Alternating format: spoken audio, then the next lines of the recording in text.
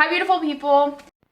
Hey, yikes, it's been over a year since I've talked to you, and I haven't finished this series that I said I was gonna finish. But I'm back to finish it now, so yeah. All four of you must be absolutely devastated. Anyway, back to the video. So this is going to be another one of my Why I Believe videos where it's kind of been a while, so I'll explain.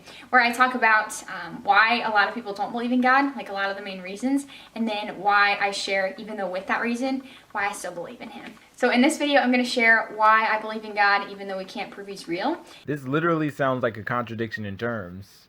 To admit that you can't sufficiently prove something and then believe in it anyways.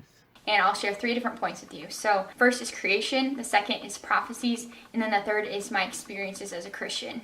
I am not going to respond to all 3 of those things at once because that would make this abysmally long and people already don't really watch my videos. So I'm going to break it up into 3 parts, and this will just be the first part addressing the first point that she presents. So the first is creation. I'm gonna have to stop you right there. I know we just started, but creation is incredibly vague.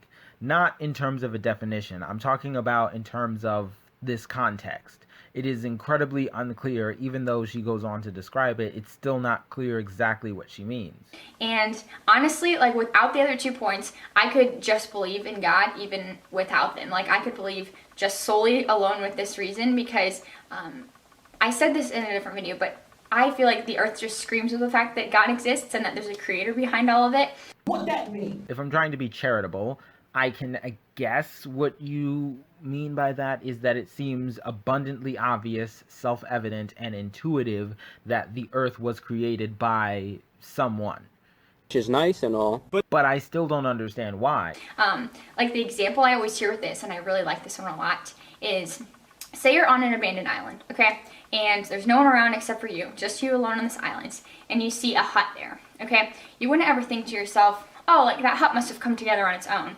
Now, I agree with this conclusion. I would not look at a hut on a beach and assume that it arose naturally in the same way that, say, a tree would. But why is that?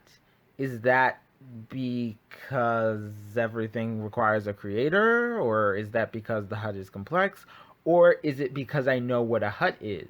And you wouldn't just think that. You wouldn't just think, oh, the hut came together randomly, right? Like you would think to yourself, oh, someone must have been here before me and made that hut. But why though? You see, the hinge on which this matters, the hinge on which this conclusion or this intuitive conclusion comes from is not the complexity of the hut. It is that you know what a hut is. Because you don't have the same conclusion about the island itself. You don't have the same conclusion about the sand you're standing on, or the water right next to you, or the trees and the grass. You don't have the same conclusion about the wood that makes up the hut. If you were to see wood, you would think that it spontaneously or naturally arose. Whereas the hut, you would not think that because you understand what a hut is, and you understand that a hut is not the same type of thing that a tree is and does not function in the same type of way. It is because you know what things are and you know how they function that you reach this conclusion, not just because it's complex. And if we can believe that for something so simple as a little hut, my question is like, why do we struggle so much with believing that someone created this huge and vast and complex earth, you know? Because the earth is not just a huger, vaster, and more complex hut. The earth is not a hut just greater in scale. Just because it applies to one thing does not mean that it applies to Everything. You know? Not only just the earth, but the universe, you know? It's hard for me because I see people wrestling with believing in God or not believing in Him. And it's like, you know, like, why is it so hard for us to believe when this earth is so vast? Because how vast something is has nothing to do with whether or not it requires a creator. There are lots of vast caves. That doesn't mean someone was there literally sculpting out the cave. There's a vast ocean. That doesn't mean someone literally came and dropped all the water there. What's this connection between something being vast and something requiring a creator? I don't see the connection between these 2 things. But yet, like, a small, simple little hut, we would have faith in an instant. No. That is not faith. As I demonstrated, that is based on knowledge, not based on faith. It's not you just arbitrarily assuming that the hut must have been made by somebody for no good reason. It's that you know what a hut is, so you know how it functions, so you know what's necessary to bring about a hut, and it is not merely natural components.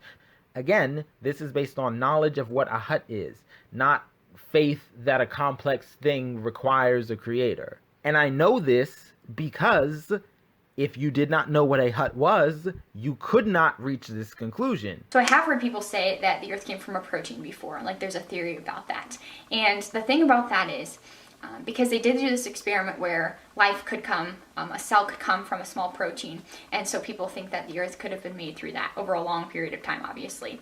But the thing with that experiment was, the only way that that was possible was because a person was behind it manipulating it, right? Like in an experiment, because scientists conduct an experiment and reach a conclusion, that does not mean that the conclusion was only possible because of the experiment. The experiment only reveals what's possible. It doesn't cause the possibility. I think you have a fundamental misunderstanding of how experiments function.